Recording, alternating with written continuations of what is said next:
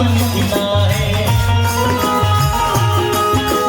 ढोल में आया चमन खिला है, दिल मुरझाए गली गली, लेना रे कोई राम प्यारा और मचाऊं गली गली, लेना रे कोई राम प्यारा और मचाऊं गली गली। बोलो राम बोलो राम बोलो राम राम राम, बोलो राम बोलो राम राम राम।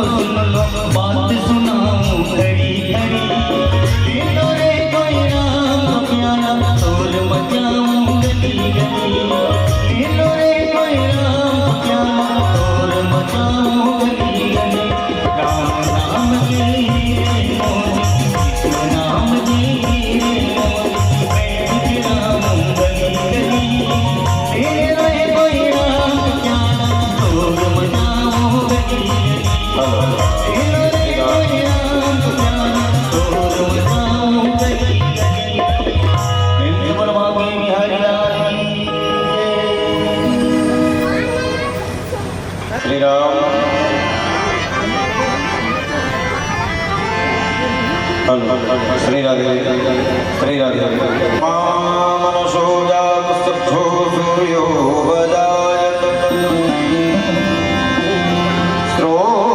श्रोत्रावायश्च प्राणश्च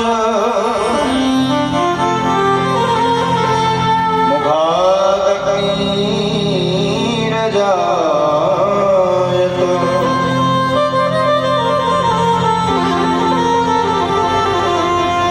श्री भागवत भगवान की है आरती।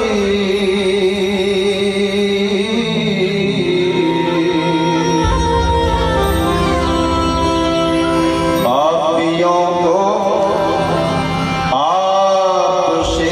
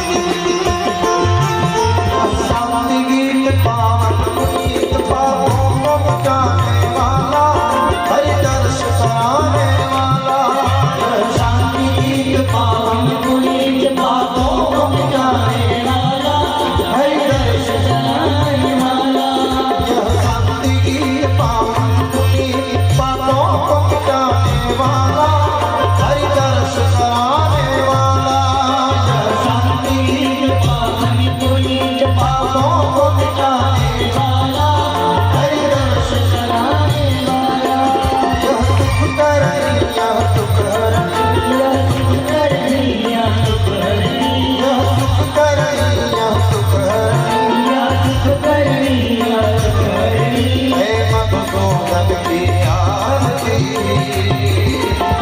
पापियों को पाप से श्री भागवत भगवान की है आरती पापियों को पाप से तारती श्री भागवत भगवान की है आरती पापियों को पाप से तारती श्री भागवत भगवान की है आरती पापियों को पाप से हरि को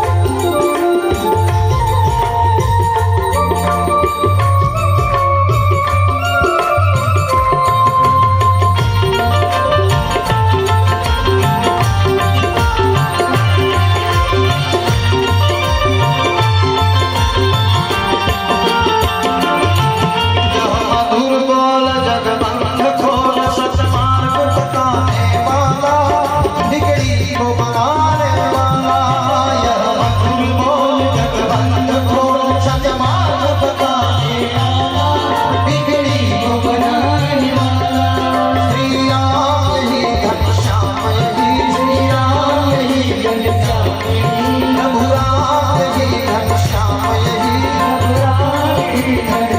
ही हे प्रभु महिमा की आरती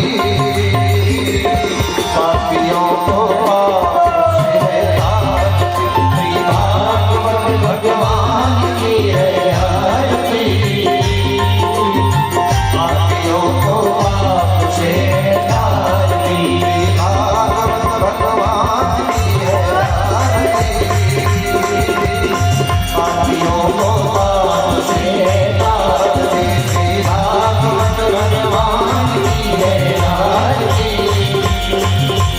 पापियों को पाप से तारती श्री भागवत भगवान की है आरती पापियों को पाप से तारती कर्पूरगौरं करुणावतारं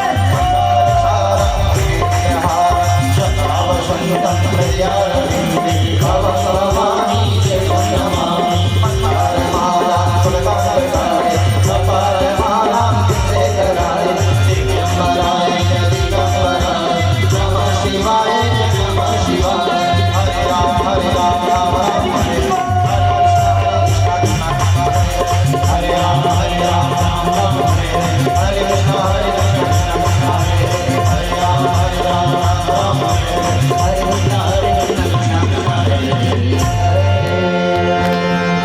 ओम ये दर्दाने व्रजरन्धसिकाष्टाणिकङ्गिणाते भागं सहस्रयोजने वधन्वानि तन्मसि यानि कानि जपापानि जन्मान्तरकृतानि च तानि सर्वाणि नश्यन्तु प्रदक्षिणायां पदे पदे हरि ओम सिद्धिकरणं जन्मानुशनिवासाय श्रीरामचन्द्राय ध्येयं सदा परिभवग्नमभीष्टदोहम् प्रभास्पदं शिवगिरिञ्चिनुतं शरण्यम्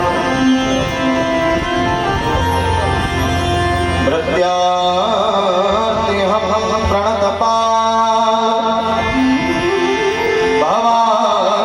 भवाब्धिपोतम् वन्दे महापुरुषते चरणारविन्दम्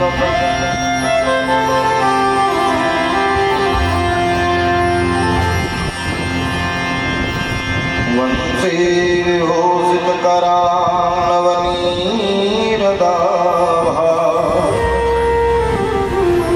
पीताम्बरा तरुणबिन्दुफलाधरोष्ठा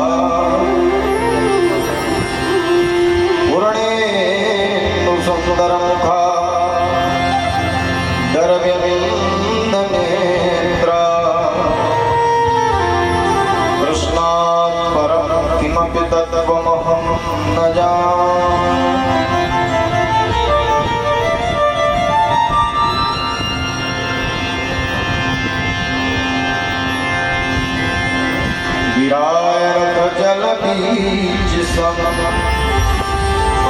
कहियत भिन्न भिन्न बंदो श्री सीताराम पद जिनहि परम प्रिय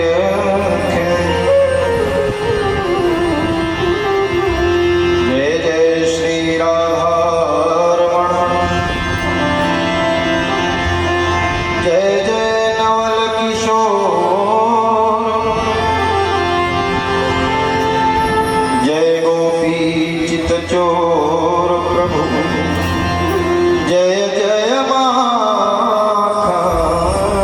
चोर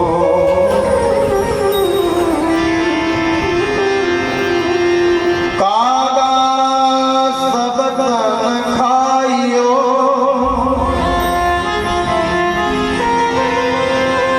कागा सब तन खाइयो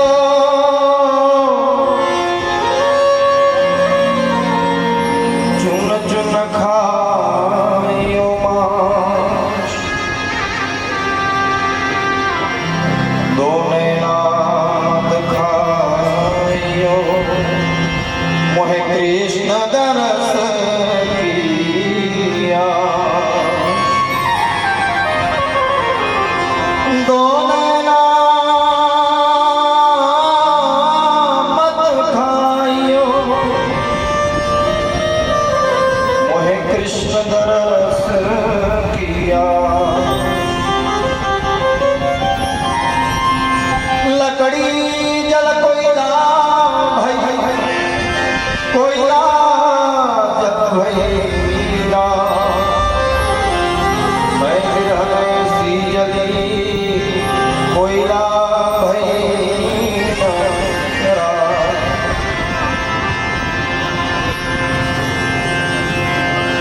प्रणतपाल रघुवंश मन करुणा सिंधु खरा हे शरण प्रभु राखी है तब अपराध देशा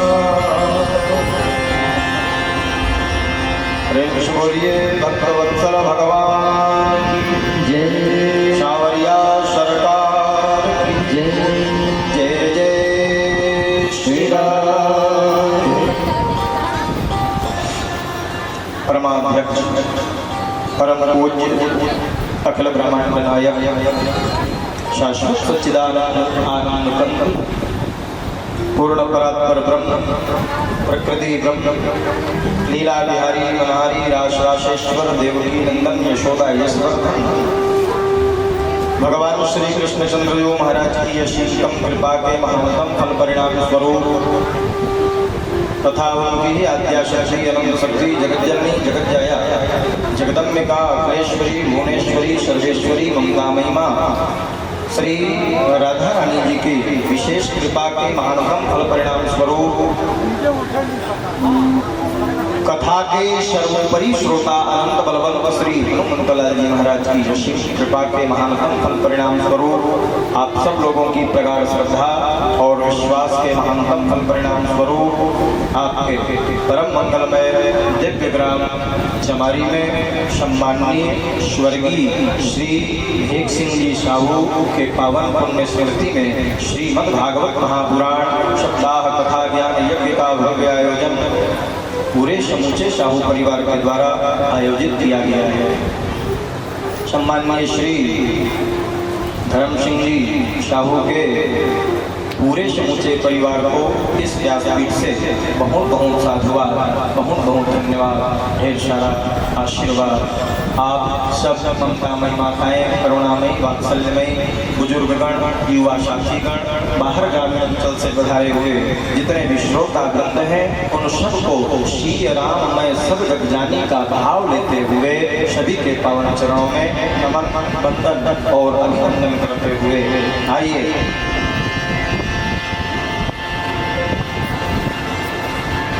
राम कथा से पहले कृष्ण कथा से पहले हनुमान जी की कथा अवश्य होनी चाहिए। क्यों? क्योंकि जिनके सेवा भाव से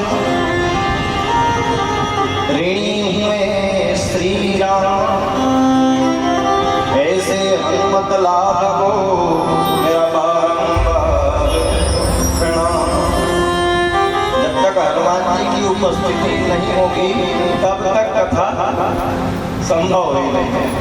तो थोड़ी सी चर्चा हनुमान जी की करें। लंका के भीतर अशोक वाटिका है। अशोक वाटिका में श्री सीता जानकी अम्बा बैठी हुई है। आंखों से अश्रुओं की धारा बह रही है। श्री सीता जानकी अम्बा रो रही है।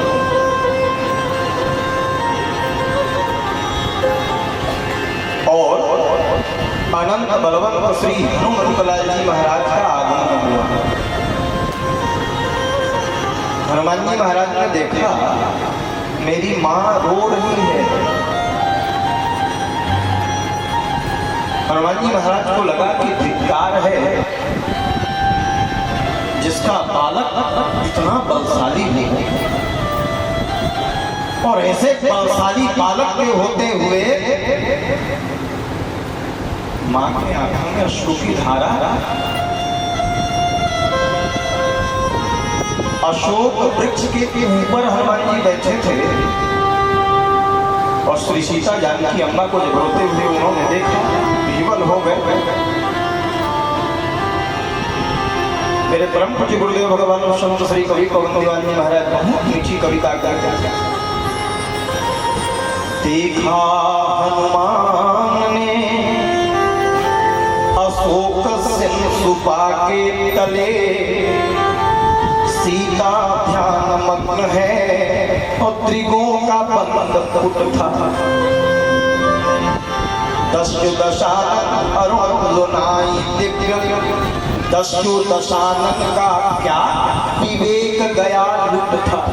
क्या दशानन की बुद्धि लुट गई थी? रावण उतने ही समय आया, 10 सिर लेकर, खड्ग लेकर, कृपाण लेकर रावण पहुंचा। और रावण पहुंच करके श्री सीता जानकी अम्बा से कह रहा है, क्या जानते हैं कि एक बार बिलोक ओ, एक बार देख भर दे सीता, पूरी लंका का राज्य तेरे नाम में रजिस्ट्री कर दूंगा। एक बार देख भर दे। आज की कोई माता हो देखना भर है,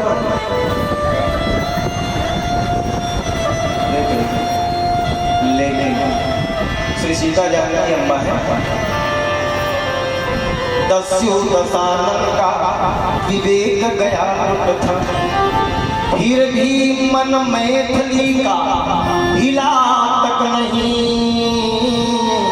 और पैरों तले लौट रहा लंका का मुकुट, पैरों के नीचे लंका का मुकुट लौट रहा था। फिर भी रावण चला गया। जहाँ रावण गया तो टप से हनुमान जी महाराज नीचे आए और आ करके अपनी माँ के आंसुओं को पोंछते हुए कहने लगे, माँ मेरे होते हुए रो रही है। देख तेरा जवान पुत्र तेरे सामने है, अब रो नहीं माँ। आप कहो तो पूरी लंका तोड़ के मरोड़ के समुद्र में फेंक दूं। आप यदि कहो तो पूरी लंका में आग ही आग बिछा दूं। आप यदि कहो तो लंका का जो न्यायाधीश लंकापति है उसके 10 सिर को तोड़ के आपके चरणों में रख दूं। आप कहो तो पूरी नगरी को आग ही आग लगा दूं। तो माता श्री सीता जानकी अम्मा ने पूछा, हे हनुमान तुम कह रहे हो लंका में पूरा आग ही आग लगा दूं, तो इतना आग लाओगे कहां से जिसमें पूरी लंका जल जाए? इतना आग कहां से मिलेगा? उस समय हनुमान जी ने कहा, माँ कहीं ना कहीं से व्यवस्था जरूर हो जाएगी, चिंता क्यों करती है? कहो तो कहां से लाएगा आग ये बताओ। उस समय हनुमान जी ने कहा, आज न जठरयागी बड़वारी सागर के। मैंने कल 5 प्रकार के अग्नि का वर्णन किया था। बहुत सारे अग्नि हैं, दावाग्नि, बड़वाग्नि। हनुमान जी ने कहा, आज न जठरयागी बड़वा अपन की तवारी आगी आग में मिलाई दे, एहुरे से आगी रहे उहुरे से आगी रहे, आगी लगी बगिया में अगिया बिछाई दे। कहरे पवन सुत आग ना मिले तो कतो, इतने में भी लंका नहीं जली तो हनुमान जी ने कहा सूरज के तोड़ के खोर के मिलाई दे। एक बार मैंने सूर्य को अपने मुख में रखा था, अब मेरे लिए कोई बहुत बड़ी बात नहीं है। कह रे पवन सुत आग ना मिले तो कतो, हनुमान ने कहा सूरज के तोड़ के खोर के मिलाई दे। एक अगरा के खातिर अम्माई मोरी रोई देली, तो सारी नगरी में अगिया बिछाई दे, और सारी नगरी में अगिया।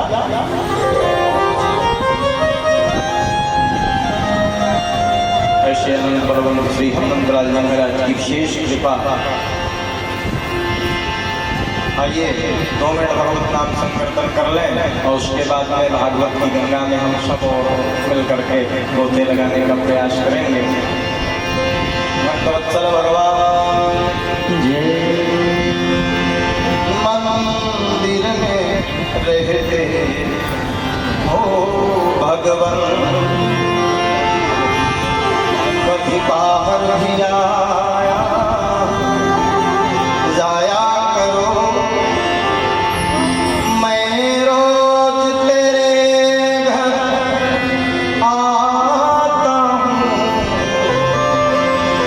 मैं रोज तेरे घर आता हूँ, कभी तुम भी मेरे घर आया करो। मंदिर जाते हैं आप सब, और मंदिर जाते हैं जब जा करके प्रसाद लेकर के वापस घर आ जाते हैं। कभी भगवान से आपने कहा मैं आ गया और आप अब जाइएगा ना तो भगवान से कहना प्रभु मैं तो आ गया और रोज आऊंगा, लेकिन कभी एक आध दिन मेरे घर भगवान को बुलाइए।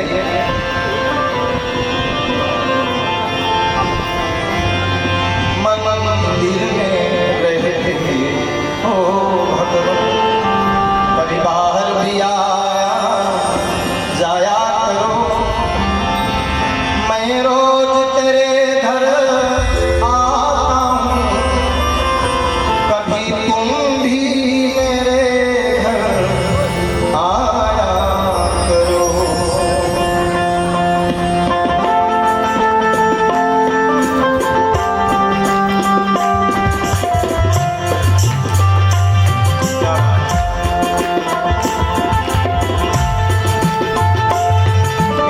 तालियों के साथ आता हूँ,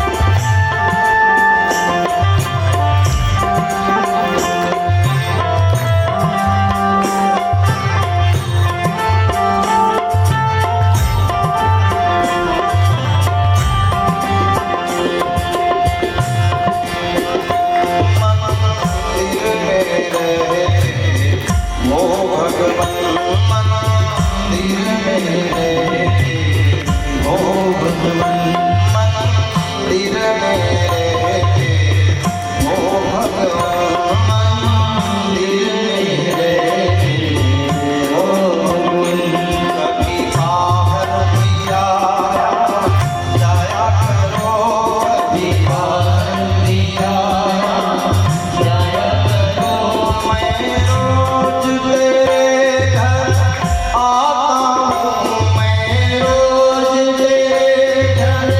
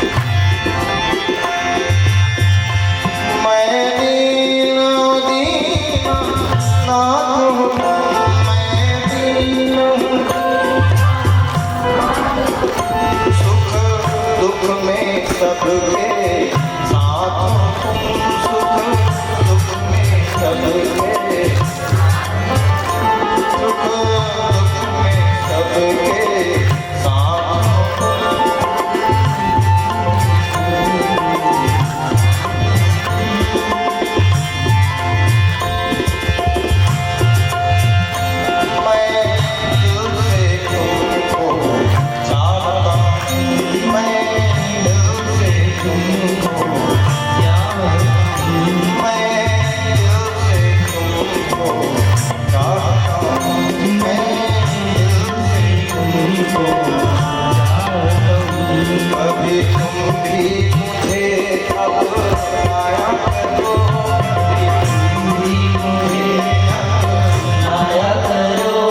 मैं रोज तेरे घर आता हूँ, मैं रोज तेरे घर आता हूँ, मैं रोज तेरे घर आता हूँ, मैं रोज तेरे घर आता हूँ।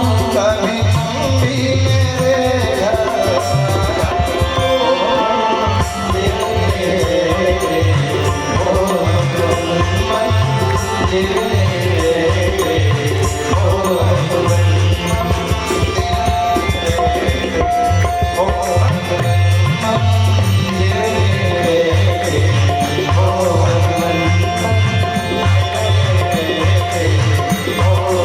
शावरिया सरकार की जय हो।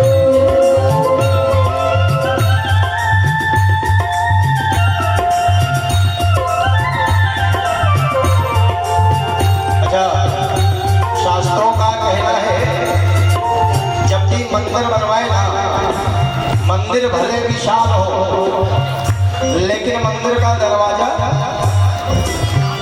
छोटा हो। मंदिर का दरवाजा बड़ा नहीं रखना। क्यों? क्योंकि जब भगवान के पास जाओ ना, वैसे नहीं, वैसे जाओ, थोड़ा झुक के जाओ। इसलिए मंदिर बनवाइए। मेरा ध्यान आपको दिला दो, मेरा कर्तव्य है, सबसे निवेदन है, जब भी मंदिर बनाए तो मंदिर का दरवाजा छोटा हो ताकि आप झुक कर जाओ। क्यों? क्योंकि हम सब जोगी तो हैं, भिखारी हैं और दाता वो। मैं तेरे दर का जोगी हूँ,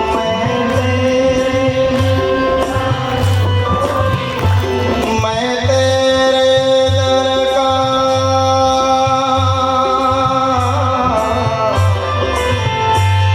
मैं तेरे दर का जोगी हूँ, मैं हुआ तेरे बिना वियोगी हूँ, हुआ तेरे बिना। मेरे आँख से आंसू बहते, मेरे आँख से आंसू। कभी तुम भी मिला मिलाया,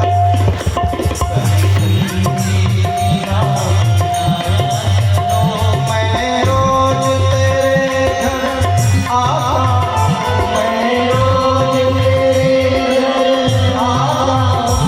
कभी तुम भी मेरे घर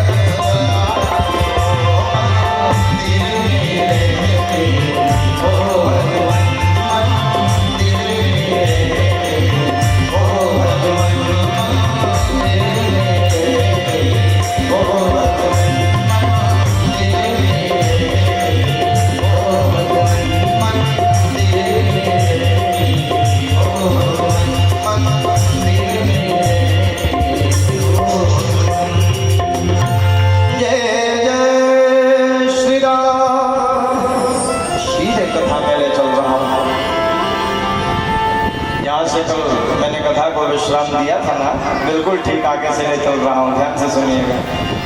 प्रिय प्रदोत्तान पद शतरूपा पते शुतौ।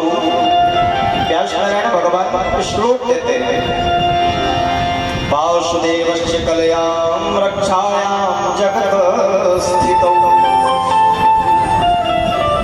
कल मैंने मनु के 3 कन्याओं के विषय में चर्चा करी, आज उनके दोनों पुत्रों की चर्चा मैं करूंगा।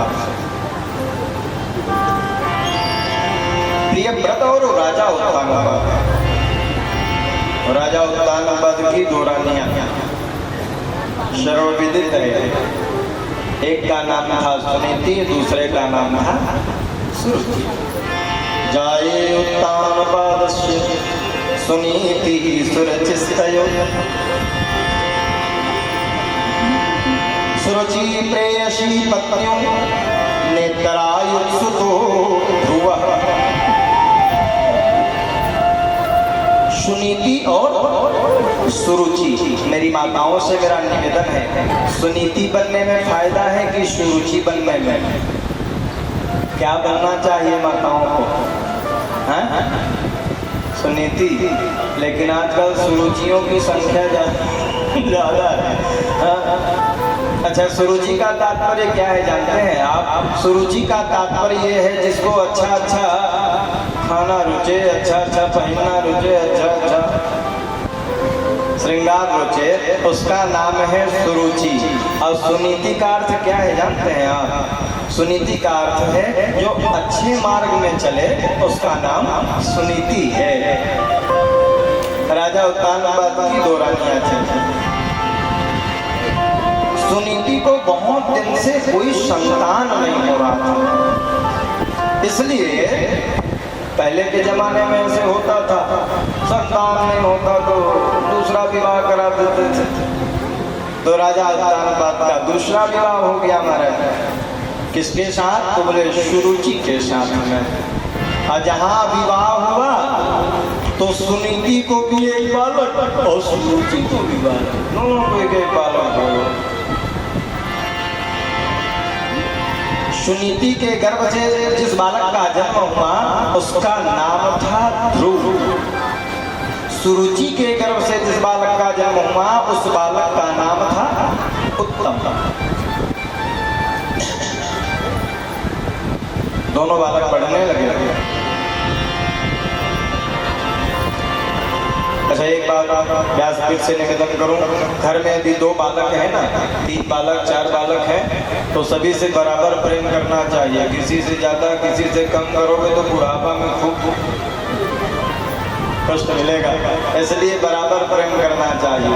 राजा उत्तानपाद दोनों से बराबर प्रेम किया करते थे, किंतु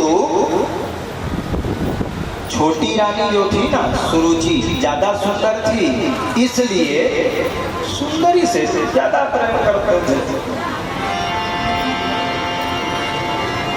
एक दिन की बात है, राजा उत्तानपाद की गोद में उत्तम बैठे हुए थे। पिता की गोद में बैठने का आनंद ही अलग है। अच्छा, पिता जितना स्नेह कोई नहीं करता था। माँ की कहानी सब ही सुना, मैं बतलाऊं क्या है पिता। माँ की महिमा सब ही बताऊं, मैं बतलाऊं क्या है पिता। माँ की महिमा तो अपरंपार है महाराज, लेकिन पिता कौन है जानते हैं? जो अपने लिए नहीं जीता उसी का नाम है पिता। दिन रात परिश्रम करता है, माँ का ममत्व दिखलाई पड़ता है, माँ का प्रेम दिखलाई पड़ता है, लेकिन पिता का प्रेम दिखलाई नहीं पड़ता साहब। लेकिन माँ से ज्यादा अगाध प्रेम पिता का होता है, याद रखिए। अच्छा, माता जब गोदी में लेती है ना, माँ जब गोद में उठाती है तो यहाँ तक ले जाती है, यहाँ तक। अति ज्यादा माया करत हुई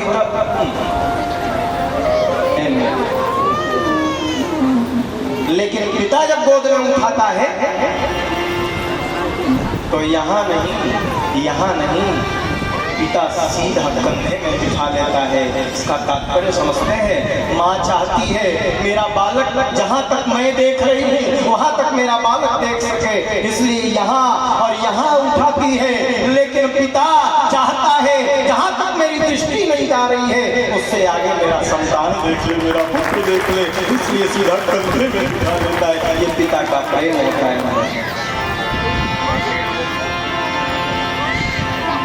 महाराज उत्तम को गोद में बिठा लिया।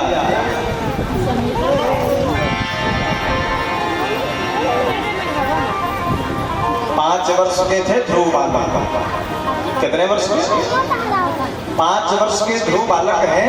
ध्रुव बालक ने मन में विचार किया, मैं भी पिता के गोद में बैठ लूं क्या? पास में गए और पास में जाकर जोड़कर निवेदन करने लगे, पिताश्री मैं भी आपकी गोदी में बैठना चाहता हूँ। 5 वर्ष के ध्रुव बालक दोनों हाथ को जोड़कर कहने लगे, पिताजी मैं भी आपकी गोदी में बैठना चाहता हूँ। एक तरफ उत्तम बैठे थे, एक तरफ खाली था। ध्रुव जी महाराज ने कहा, मुझको भी बिठा दीजिए ना पिताजी।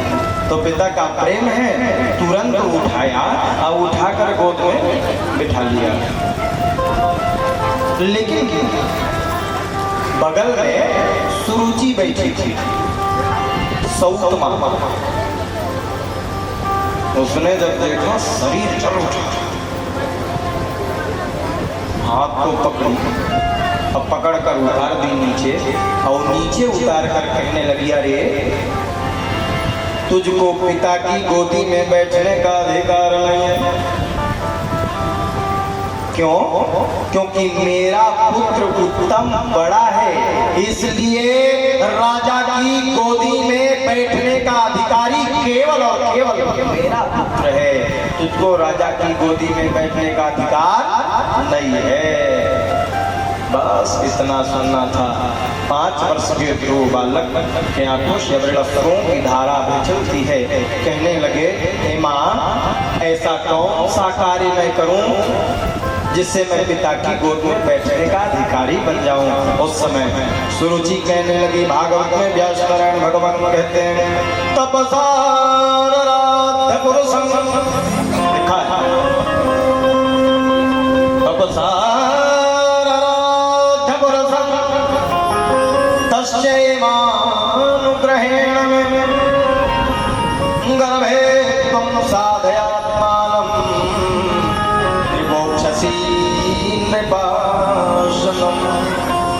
उसका तात्पर्य क्या है? क्या कहा सुरुचि ने, जानते हैं आप? सुरुचि ने कहा, तू मर जा।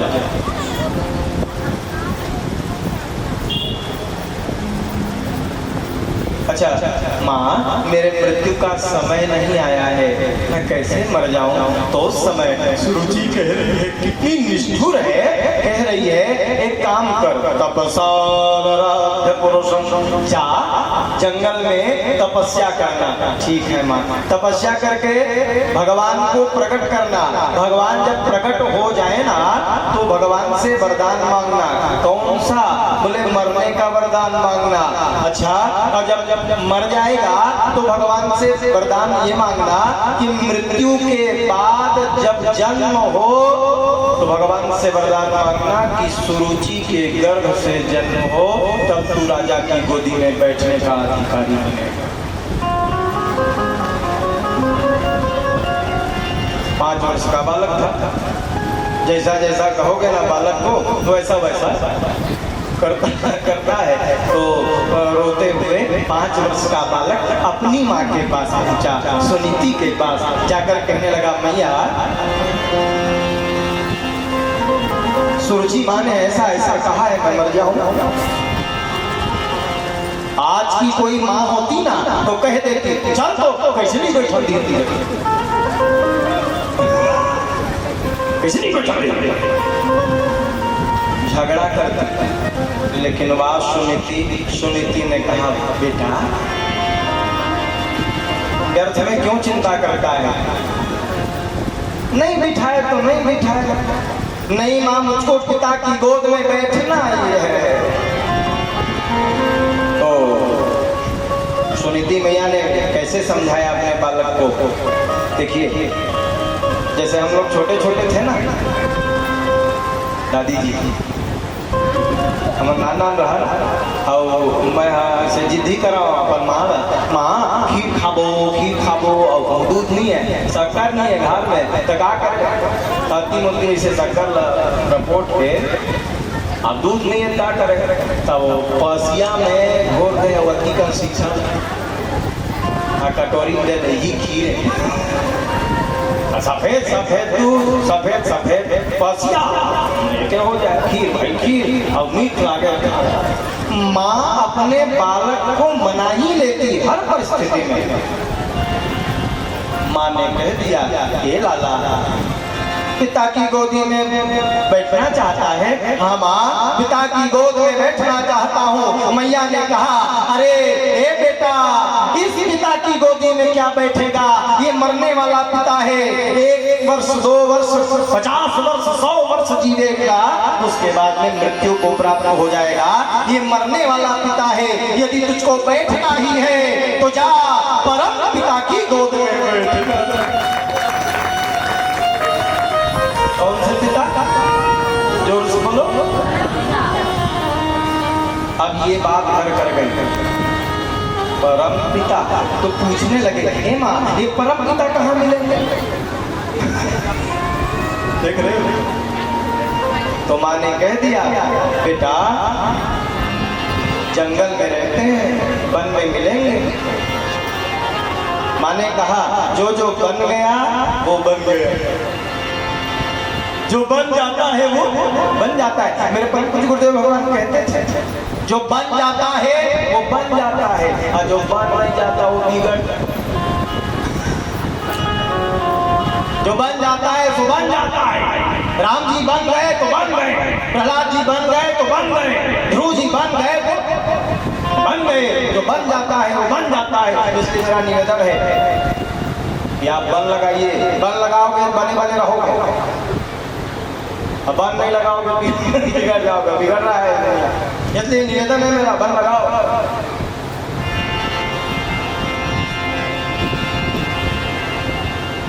बन में मिलेंगे, ठीक है माँ, मैं बन जा रहा हूँ। 5 वर्ष के बालक ध्रुव बन जाने की तैयारी करने लगे भगवान की खोज में।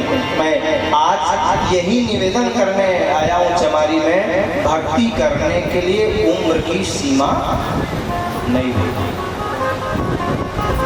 आजकल के लोग ना बड़ा विचित्र, अपने बच्चे को ना कहीं अगरबत्ती जला रहा है, फूल चढ़ा रहा है, भगवान की सेवा कर रहा है। अभी तो रूमार नहीं हुआ है भक्ति करके। पढ़े लिखे कुमार है, भक्ति करे कुमार नो है, और थोड़ा बढ़ गया, युवावस्था आई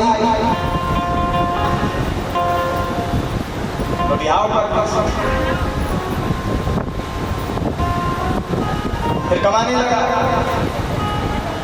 परिवार का भरण पोषण करने लगा। तो भक्ति कब करता है? कब करता है भक्ति? अच्छा, मैं आपसे निवेदन कर रहा हूँ, मैं मार्केट गया, बढ़िया पत्ता आम लेके आया, पूरा आम मैं खा गया, अंगूठी तो नहीं खावे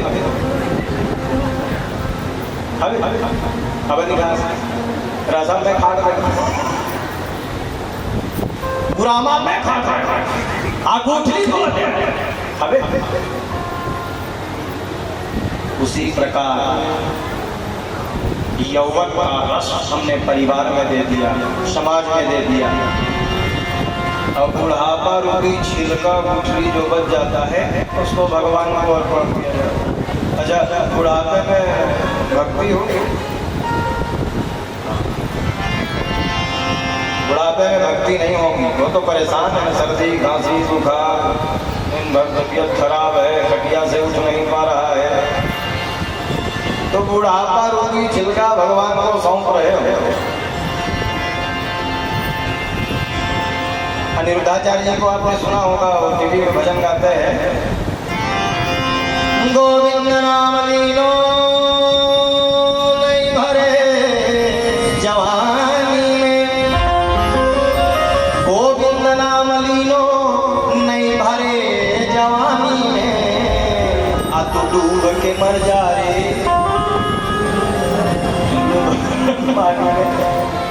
इसलिए निवेदन है, हाथ जोड़कर निवेदन है कि युवावस्था में ही भगवान की भक्ति करनी चाहिए।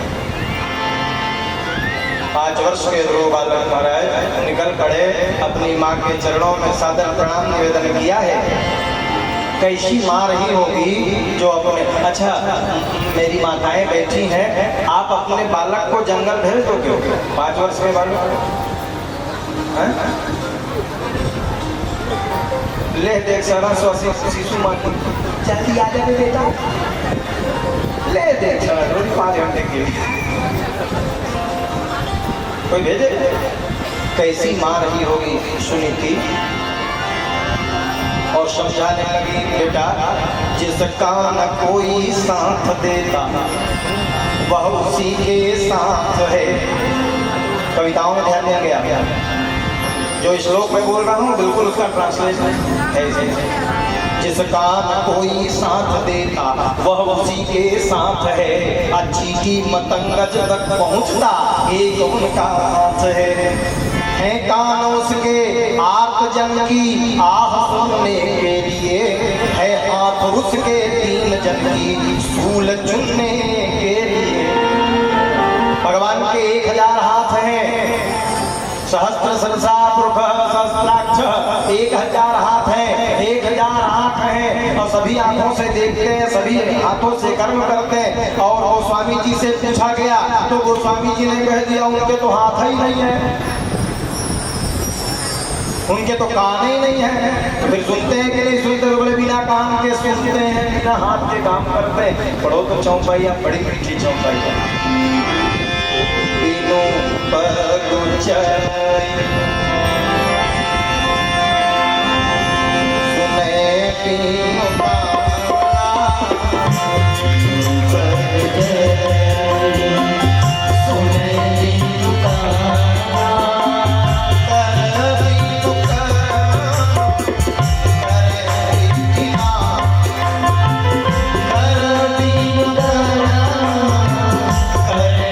तीनों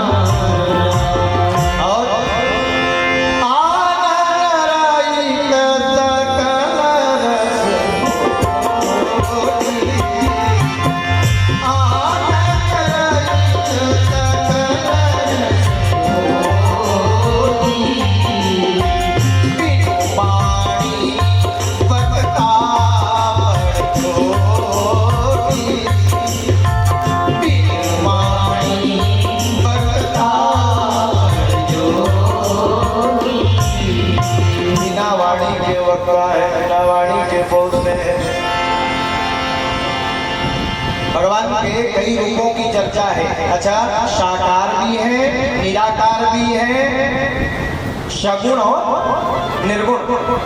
मैं ये नहीं कहता कि निर्गुण नहीं है, निर्गुण भी, निर्गुण ब्रह्म है, सगुण ब्रह्म है। अच्छा, तो फिर आप ये पूछ सकते हैं महाराज आप मूर्ति की पूजा क्यों करते हैं जब निर्गुण है? तो ऐसा प्रश्न हो सकता है आपका।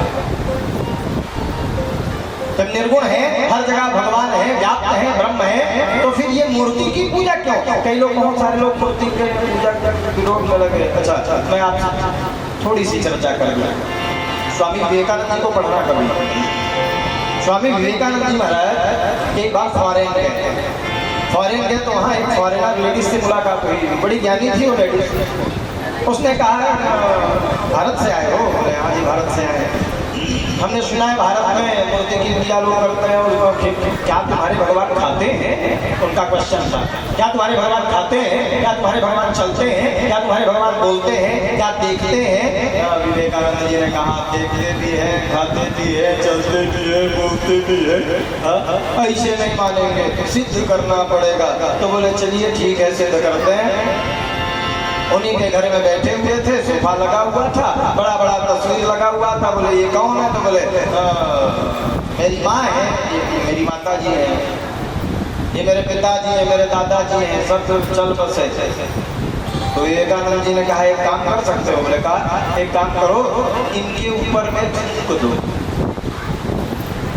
कैसी बात करते हो? मेरी माँ है। विवेकानंद जी ने कहा नहीं थूक सकते। नहीं, ये मेरी माँ है। उस समय विवेकानंद जी ने कहा ये तुम्हारी माँ कैसे हो सकती है? तुम्हारे पिता कैसे हो सकते हैं? ये तो कागज का टुकड़ा है, फ्रेम में लटका है, ये कैसे तुम्हारी माँ हो सकती है? उस समय उसने कहा इस मूर्ति में मैं अपने माता जी का दर्शन करती हूँ, पिताजी का दर्शन करती हूँ। विवेकानंद जी ने कहा जैसे इस कागज के टुकड़े में तुम अपने बाप का दर्शन करती हो, वैसे ही मूर्ति में हम अपने परमात्मा का दर्शन करते हैं। अभी तो दाई जी का फोटो रखेल बनता है। मूर्ति पूजा का विरोध यदि करते हैं तो पूर्णता होगा। दोनों है, भगवान सगुण भी हैं और निर्गुण भी। अच्छा एक बात और दादी जी, अपन बबक बबक बबक लिखे लिखे अपन बबल लिखे फोटो है नहीं है तब तक कैसे जानते हैं और बाबा इस तरीके से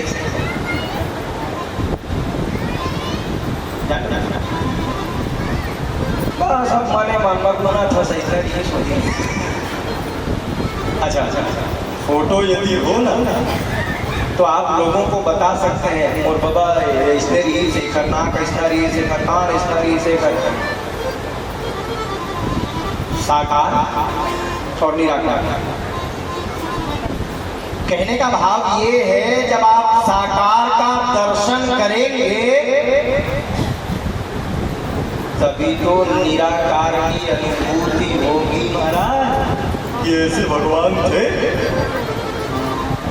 तो निर्गुण ब्रह्म को प्राप्त करने के लिए सगुण ब्रह्म का दर्शन आवश्यक है।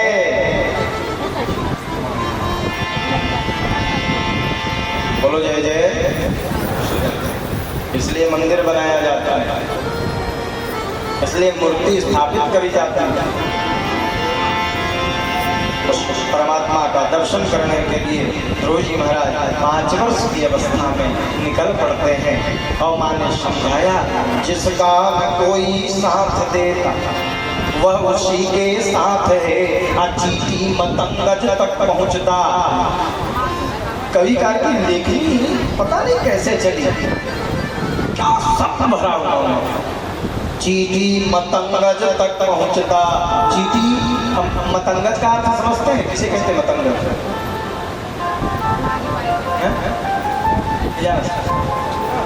मतंगज हाथी। अच्छा मतंगज का एक और अर्थ शक्कर।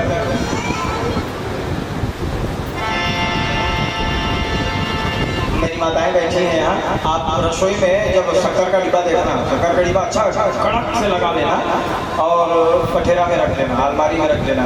2-4-10 दिन बाद जब ढक्कन खोलेंगे आप ना, तो डिब्बा का ढक्कन खोलेंगे तो 2-4 चीटी भीतर में आपको मिलेंगे। पता नहीं कहाँ से प्रवेश कर जाते हैं। बस यही इसी को कविकार ने लिखा, जिसका न कोई साथ देता वह उसी के साथ है। चीटी मतंगज तक पहुँचता एक उसका हाथ है।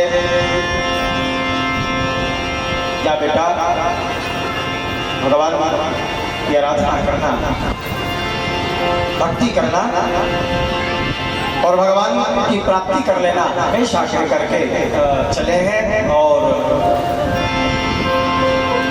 जंगल में जहाँ जंगल के भीतर में पहुंचे तो सबसे पहले भेंट हुई सभा चर्चा में लंबी सी चुटिया खड़ी किए हुए, दोनों हाथ में तंबूरा लिए हुए। नारायण नारायण नारायण। उसके बालक को गोल गोल गाल है, कपोल उज्ज्वल है, विमल भोलापन लिए। वो महाराज छोटे से बालक को देखा नारद जी ने, तुरंत पास में गए, पास में जाकर उठा लिया, गोदी में बिठाया और गोदी में बिठा करके पूछने लगे कहाँ जा रहा है बेटा। ऐसे भी जंगल में छोटा सा बालक अकेले घूम रहा है, भालू खा जाएंगे, चीते खा जाएंगे, बड़े बड़े सांप हैं जंगल में। कहाँ जा रहा है पुत्र? देवर्षि पथ में नहीं मिले सुदेख कर विस्मित भय, कहाँ जा रहा है बेटा? तो 5 वर्ष का बालक कैसे बोल रहा है, ध्यान से सुनिएगा। अच्छा 5 साल के बालक कैसे बोलते हैं? सोच बोलते हैं, सोच रहा थे। नारद जी बार बार पूछ रहे हैं कहाँ जा रहा है, कहाँ जा रहा है? एक तो माँ का वियोग था,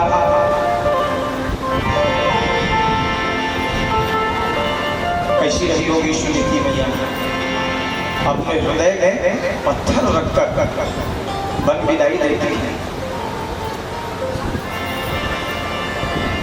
कौन माँ होगी जो अपने छोटे से बालक को वन विदाई? अच्छा भगवान राघवेंद्र सरकार की वन विदाई आपको याद हो? अच्छा राम जी कितने वर्ष के थे जब बन गए? तो मैं बताऊं 27 वर्ष के थे। कितना? विवाह 27 वर्ष में हुआ, तो 27 वर्ष के थे राम जी और विवाह से आए। और भगवान राम जब बन जाने की तैयारी करने लगे, कैकेयी ने वरदान मांगा, तो सबसे पहले कहाँ गए जानते हैं? जटाजूट लगाए, वनवासी का वेश धारण किए, पहुंचे हमारा, सबसे पहले पहुंचे अपनी माँ कौशल्या के पास वन विदाई मांगने के लिए। कौशल्या मैया देखी ना तो अबाक रह गई, लाला कैसा स्वरूप धारण कर लिया तुमने? तो बोले माँ भगवान ने ये नहीं कहा कि मैं जंगल जा रहा हूँ। आज का कोई बेटा होता ना तो कहता दादा भेजा चमोला, झगड़ा लड़ाई शुरू करता, कोर्ट कचहरी हो जाता। लेकिन वाह भगवान ने कहा हमारे भाइयों में ना बंटवारा हो गया भैया।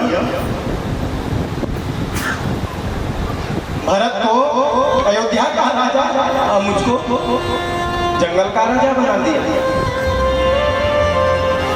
बस इतना सुनना था, 14 वर्ष का वनवास हुआ, बस इतना सुनना था। कौशल्या मैया के आंखों की धारा चली, रोने लगी, फपक पड़ी।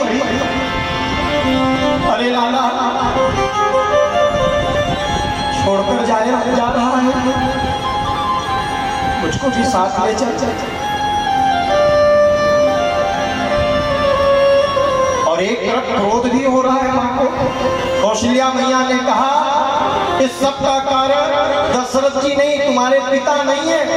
इस सब का कारण कैकेयी नहीं है, इन सब का कारण भरत नहीं है, इन सब का कारण तो तुम स्वयं हो राम। भगवान राम ने कहा माँ मैं कैसे कर रहा हूँ? तो बोले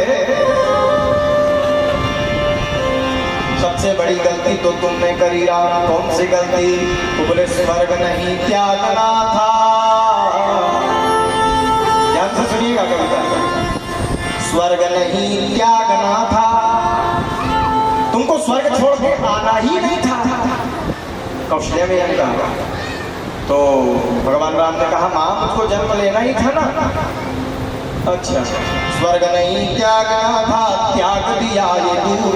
अच्छा आना ही था तो क्रूर रघुवंश ऐसे वंश में न आना था, रघुवंश में नहीं आना था। तो भगवान राम ने कहा माँ रघुवंश में ही आना था।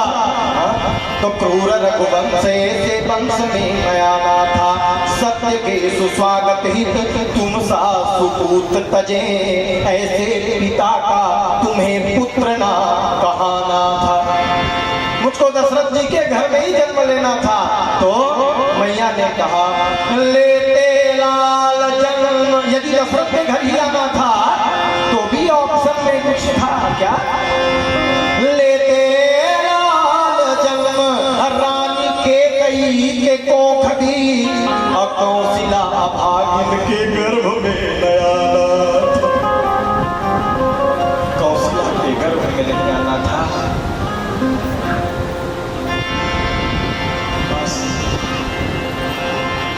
और वात्सल्य रस की सीमा समाप्त हो जाती है। कथा के 9 रस होते हैं, मैं वात्सल्य कह रहा हूं।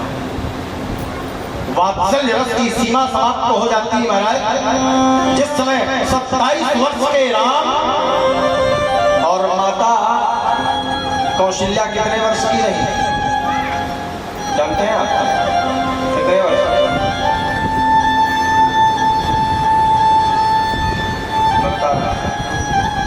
महाराज दशरथ जी 60,000 वर्ष के थे।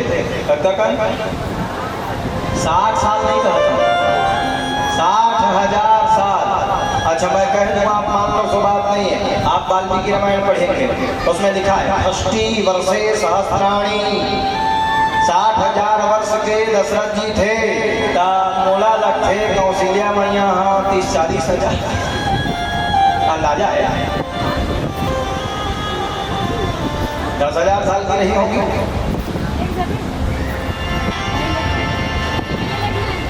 बूढ़ी माँ 27 वर्ष के राम और बूढ़ी माँ कौशल्या जब अपने पुत्र को वन विदाई दी तो अपने दोनों बाहुओं को फैलाकर जब राम को कशी है, राम फफक पड़ी और जब दोनों बाहुओं में कशी तो वात्सल्य रस की सीमा समाप्त हो जाती है। बूढ़ी माँ के पैर स्थल से दूध की धारा छलक पड़ती है, वात्सल्य रस की सीमा समाप्त हो जाती है।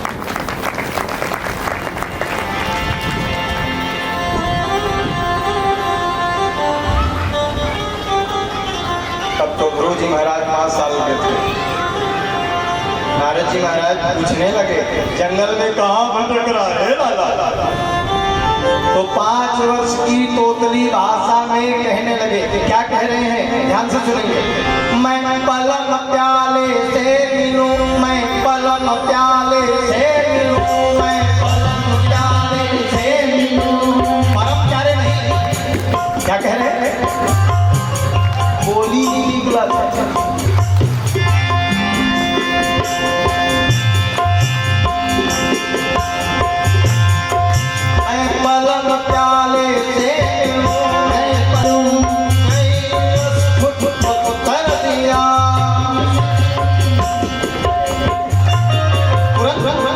से निकल पड़ा।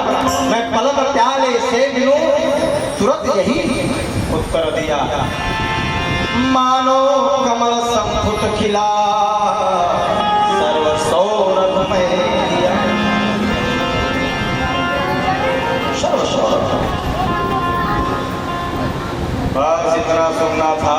नारद जी ने कहा उसको पाने के लिए, किसको? तो बोले उस ब्रह्म को पाने के लिए। हाँ उसको पाने के लिए पच पच मरते संत, अब पता न पाते हैं कहीं हो जाता तब तपस्या का अंत हो जाता है, उस परमात्मा का दर्शन नहीं होता है। तुझको भगवान नहीं मिलेंगे चले जा, नहीं तो मृत्यु को प्राप्त हो जाएगा। तो रोज महाराज ने कहा जिसकी लाकीरें लगन भगवान ने उसका दिया तो जलेगा।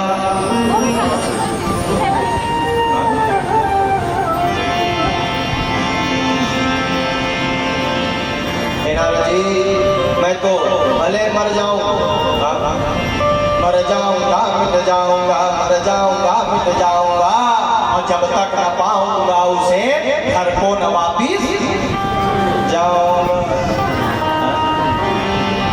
भक्त का भी हठ होता है और लगन होती है।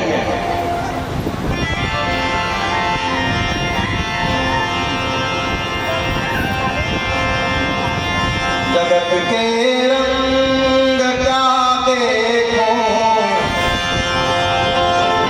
जगत के रंग क्या देखूं,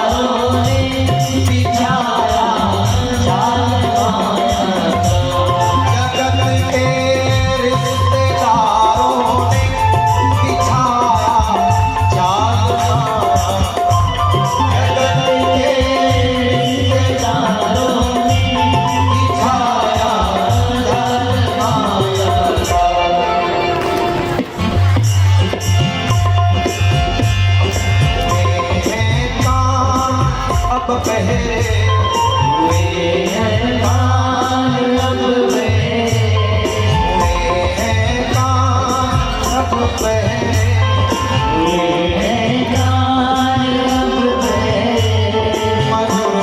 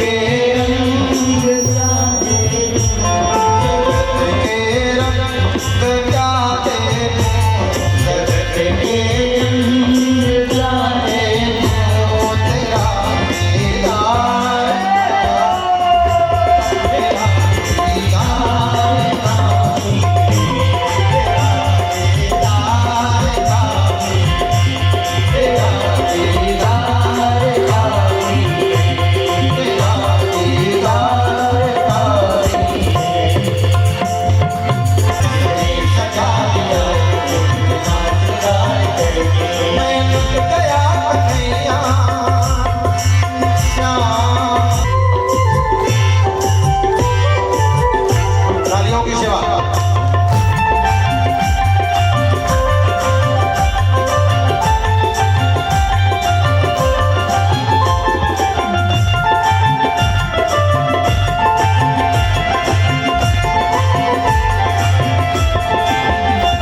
हर फूल की कली है रंगत की पंचमी है, हर फूल की कली है गजरे की मस्त खुशबू लगती बड़ी भली है, गजरे की मस्त खुशबू लगती बड़ी भली है, पहना दिया है सारे, पहना दिया है सारे गुलशन को हार करके, किसने सजा दिया तुम्हें इतना श्रृंगार करके, किसने सजा दिया तुम्हें इतना श्रृंगार करके, मैं लुट गया कन्हैया, हाय मैं लुट गया कन्हैया दीदार यार करके, किसने सजा दिया तुम्हें इतना श्रृंगार करके, किसने सजा दिया तुम्हें इतना श्रृंगार करके, इतना श्रृंगार करके।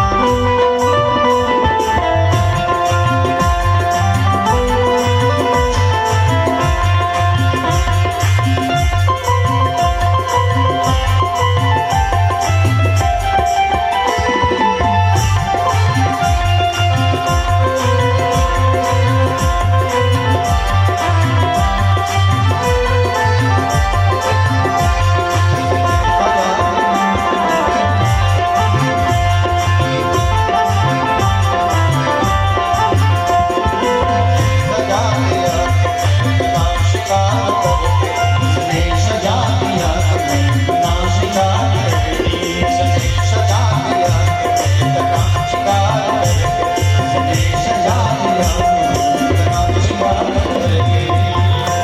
जय जय श्री राम। बहुत बहुत धन्यवाद आपकी। हमारे अम्मा मित्रा आपसे सादर निवेदन है कि यहाँ करके आशीर्वाद प्राप्त करें।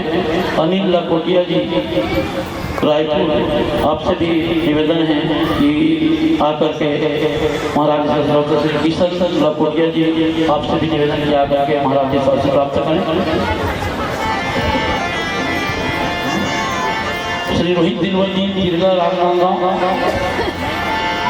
श्री विजय वर्मा जी दुर्ग, आप सादर आमंत्रित हैं। अविनाश बंछोड़ जी दुर्ग, आपसे विशेष निवेदन किया करके महाराज जी आशीर्वाद करें। ओम निषाद जी दुर्ग, आपसे भी निवेदन किया करके आशीर्वाद करें। दीपक साहू जी आपसे स्वागत करें। नितेश साहू जी चमारी आपको शासन में गा करके महाराज जी का आशीर्वाद प्राप्त करें। सुधीर जनार्दन जी बेमित्रा आपसे निवेदन है कि अति शीघ्र करके महाराज जी से आशीर्वाद प्राप्त करेंगे।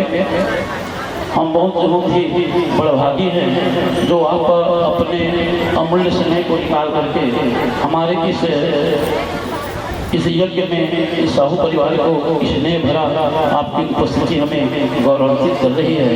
इसलिए हम आपका साहू परिवार एवं समस्त ग्रामवासी दावत और समाजपुर से आपका हार्दिक स्वागत करते हैं।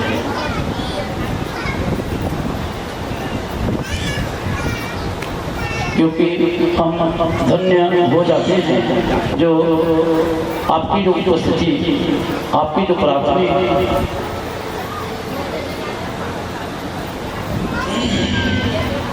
आपकी उपस्थिति, आपकी जो गौरव में उपस्थिति है हमें गौरवित करके हमें यह आशय दिलाता है कि आप हमने हमारे छोटे से आमंत्रण को स्वीकार करके हमारे इस कार्यक्रम को गौरवित करने के लिए आपने बजट हरिओम सुखता आपसे भी निवेदन किया करके आपसे प्राप्त करेंगे। हरिओम सुखता।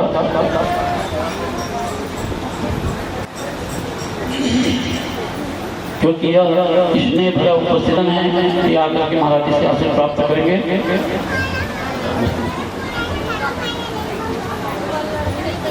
समय अभाव होने के कारण हम स्वागत की कड़ी में थोड़ा से जल्दी समय लेते हुए आपको आमंत्रित कर रहे हैं। कृपया आपसे निवेदन कि अति शीघ्र आकर के महाराज से आशीर्वाद प्राप्त करें।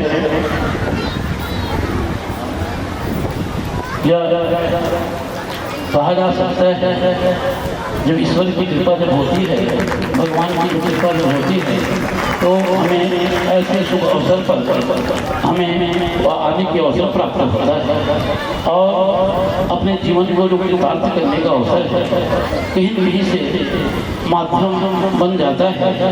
और ये साहू परिवार जो है हमें भगवान से जोड़ने के लिए यह प्रेरित करता है, प्रेरित करता है।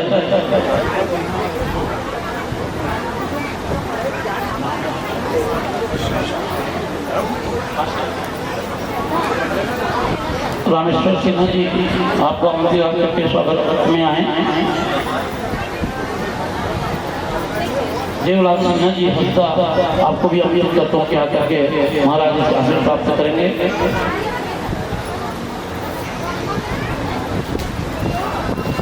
ये तो कहा जा सकता है कि साहू परिवार के द्वारा जो हमें भगवान से जोड़ने के किसी प्रकार से माध्यम बना और इस माध्यम को मानते हुए अपने हमारे छोटे से मंत्रण इत्यादि को स्वीकार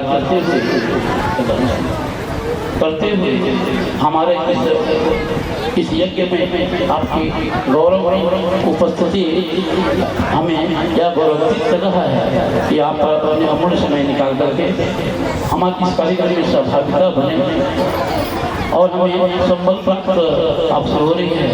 ये बड़ा गौरव की बात है। हम आपको फिर से पुनः एक बार इस साहू परिवार की ओर से एवं समस्त ग्रामवासी दावत और समाज की ओर से आपका सहृदय से हार्दिक स्वागत करते हैं।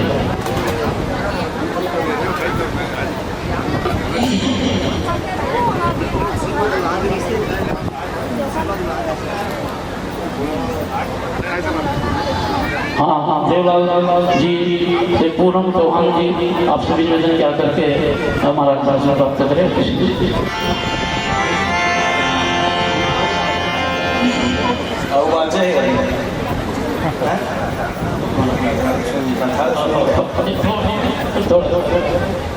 आइए आपका हार्दिक स्वागत, महाराज जी से आशीर्वाद प्राप्त करें। जोरदार से स्वागत।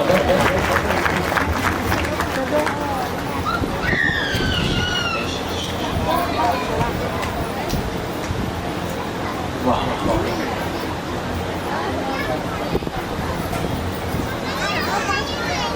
बहुत बहुत धन्यवाद।